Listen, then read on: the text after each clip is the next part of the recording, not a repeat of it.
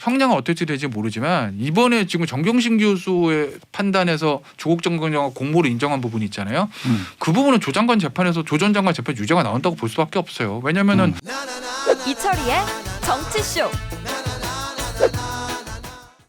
이제 뭐 지난주에 재판이 또 관심 있는 재판이 또 하나 있었잖아요. 예.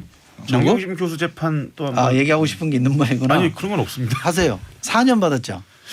4년 받았죠. 그럼 뭐 간단히 정리를 해드리면 이제 입시 비리 혐의, 동양대 표창장 위조 의혹을 포함해서 입시 비리 전체를 다 허위 스펙이라고 재판부가 다 인정을 했고요. 유죄를 인정을 했고 사모펀드건과 관련해서는 남편 조국 전 청와대 민정수석으로 들어가면서 이제 공직자들이 직접 투자가 금지되니까 직접 투자를 우회하기 위해서 차명으로 사모펀드에 투자했다라는 점을 인정했습니다. 다만 이제 1억 5천 정도의 이제 코링크피 횡령 혐의는 인정하지 않았고 다음에 유의미한 게 제가 개인적으로 봤을 때는 그 증거인멸 혐의를 갖고 쟁점이 이제 위수증이었거든요. 위법 수집 증거가 되느냐.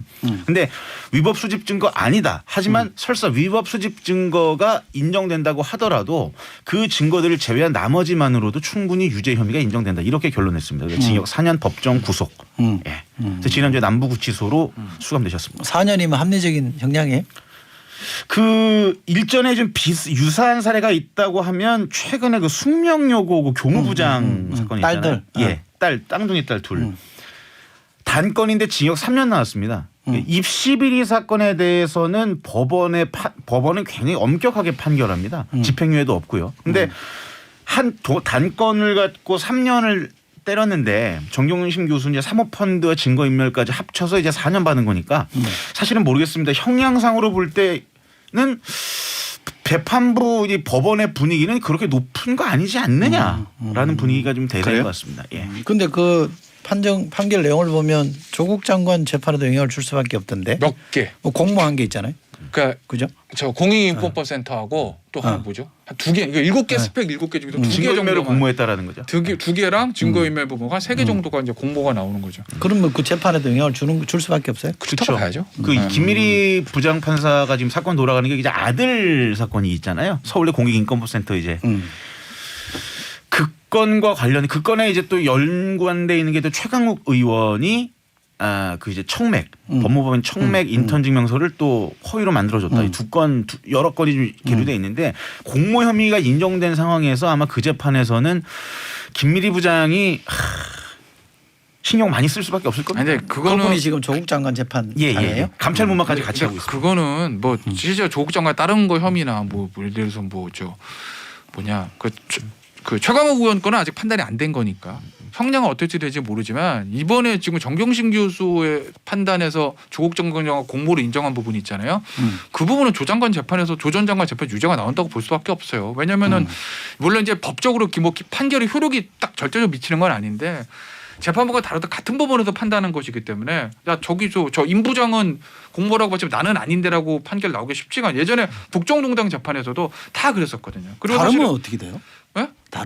다르고 법적으로 문제는 없죠. 고등법원에서 정리가 되는 원래 양심적 병역 거부하신 분들 어느 쪽은 유죄 어느 쪽은 무죄 막 이런 경우도 나오잖아요. 근데 이게 만약에 다르게 나오면 그것도 복잡해지네. 그죠? 근데 이제 양심적 병역 거부에 대한 거를 조금 얘기는 다른 게 그거는 사실관계가 그러니까 똑같이 예를 들어 이한석 기자랑 저랑 똑같이 특정 종교를 똑같은 형태로 믿었는데 저기는 유죄 무죄 예전에 그랬던 게 아니라 그거는 법리적으로 일종의 양심적 병역 거부라는 제도를 인정할 것인가 말 것인가에서 좀 차이가 있었어요. 그러니까 그래서 이제 단독 판사마다 조금 다른 판결이 나왔고 결국 이제 위에서 정리가 된 거거든요. 그러니까 이것도 만약에 조국정 장관 재판에서는 그 공모가 인정하지 않았다. 그럼 고등법원에서 정리가 되는 거고 고등법원에서 또 달랐다. 결국 대법원은 똑같은 대법관들이 하는 거니까 대법원에서 정리가 되는 거죠. 그래서 국정농단 재판 때도 박근혜 전 대통령과 최순실 씨랑 거의 다 공모된 재판부 다르잖아요. 결론 다르게 나오면 어떡하지라는 논의가 있었어요. 뭐 그때도 그러면 똑같은 얘기. 고등법원에서 정리? 거기서 정리가 안 되면 결국 대법원에서 그렇게 됐어요? 절차가? 근데 그때는 지방법원부터 다른 게 없었죠. 다 똑같았죠. 결국. 그러면 지금은 조국 교수와 부인 정경심 교수만 기소된 거예요? 그렇죠. 아들 딸들은 기소 안 된 거죠. 그렇죠. 그러면 딸은 이번에 이 결과 때문에 또 기소돼요? 그 부분은 이제 검찰의 의지의 문제인 것 같은데 제가 사실 판단을 잘 못하겠습니다. 기소될 거냐 말 거냐. 검찰이 입장은 아직 안 나왔어요? 그게 저 사법시험 문제에 나오면 기소해요. 아 그래? 기소고 유죄. 이런 왜냐면 경우에? 어쨌든 왜냐면 아까 뭐 그 승명여고 쌍둥이도 아버지 구속 기소, 딸들도 기소가 됐어요. 근데 딸들도 그 당시에 수사에서 봐주려고 소년부 송치하고 막 이랬는데 본인들 끝까지 부인하고 막 그러니까 하여튼 형사재판에 정식 재판 넘겨서 마지막 그 구형 때 아마 검사는 또 치고 받았죠. 그 의견 대립이 굉장히 막. 예. 그래서 그 쌍둥이들은 검사님이 말하는 정의가 뭔지 모르겠다 뭐 이렇게 얘기하고 애들이 그런 일 검사는 도저히 반성 의미가 없다. 증거 이렇게 명백한데 한 번이라도 미안한 기세가 보여야 되지 이렇게 해가지고 이제 근데 이제 아버지도 구속되고 그러니까 집유가 나왔을 거야 아마 제가 알기로는. 그러니까 그런 선례에 비춰보면 원칙상으로 기소하는 게 맞죠. 원칙상. 근데 다만 그치. 이제 참 이게 어머니 징역 4년 법정 구속. 아버지도 전부 문제는 절대 안 나올 거예요. 뭐 구속이 된지는 제가 모르겠습니다. 근데 그러면 이 딸까지 기소하면 이게 일가족이 그냥 다 기소거든요. 그게 과연 좀 그게 멸문지화네. 예, 그러니 아마 검찰도 굉장히 고민할 거라고요. 예. 근데 그리고, 기소하라는 점 쪽에서는 쌍둥이, 숙녀하고 쌍둥이 얘기를 들이밀 거거든요. 좀 애매해요. 그 법원도 형평성이라는 게 중요하니까. 근데 법원은 그렇죠? 기소하면은 뭐 유죄 나올 수밖에 없죠. 법원에서 뭐 형량은 뭐 집유를 할 수 있겠으나 그러니까. 그리고요 이게 조국 장관이 이 대통령이 이제 법무장관 후보로 지명하고 나서 인사청문회가 있기 전에 대대적인 압수수색하고 막 이렇게 수사를 펼쳤잖아요. 그때 뭐 과잉 수사다는 얘기도 나왔고 수사 진행하면서 별건 수사하는 거 아니냐는 얘기도 나왔는데 판결문에만 비춰보면 이 과잉 수사나 별건 수사가 어느 정도 좀 일리가 있는 얘기가 아니면 처음부터 좀 무리한 문제제기였어요. 근데 그게 저도 판결을 다 본 건 아닌데 근데 마지막 판결에 보면 표로 주장이 너무 많으니까 주장한테도 OX를 표로 만들어 놓은 게 있어요. 거기 보면 변호인들이 말씀하신 거 공소권 남용, 뭐 공소자 일부 이런 거 공소제기 절차에 대해서 다 지적을 했거든요.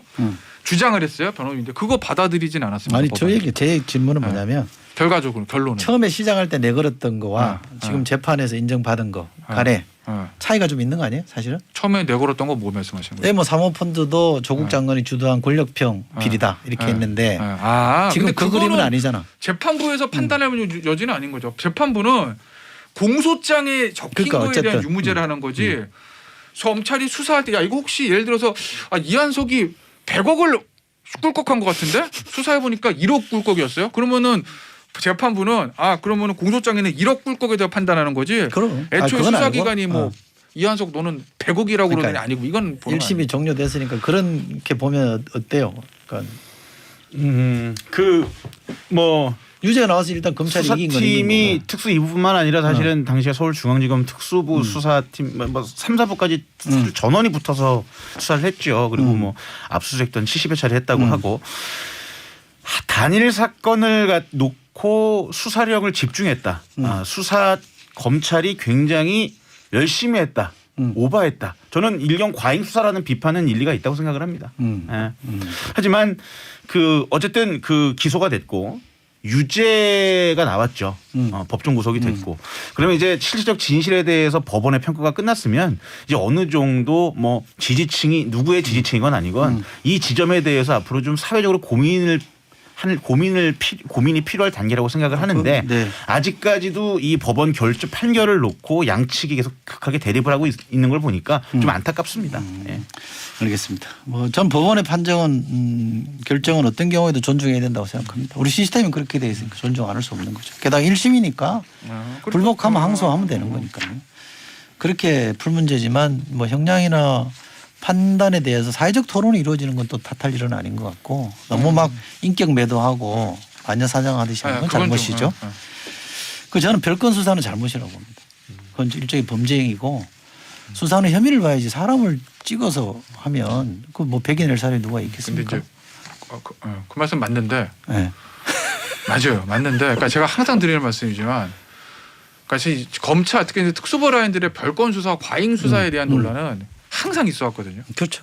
사실 적폐 수사 때도 어마어마했습니다. 그렇죠. 그거. 네. 이제 그만하면 안 되나? MB 때도 마찬가지. MB 때 더 했고. 근데 왜 현 정부는 그때는 문제 제기 안 하다가 아니 뭐 그 비판 좋은데 그걸로 이제 지적을 하는 그 비판 좋고요. 그렇다고 해서 이걸 계속 가져가자는 논리는 아니잖아. 뭐 그거는요. 네.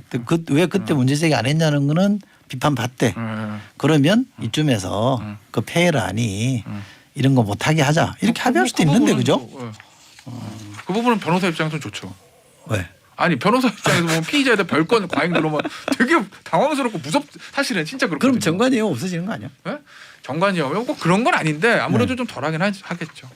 변호인 입장에서 보면 A죄로 수사받고 들어간데 막 B 꺼내고 C 꺼내고 막 이러면은 A 플러스 뭐 더 포 플러스 이러면 굉장히 당황스럽고 어렵거든요. 그거는. 알겠습니다.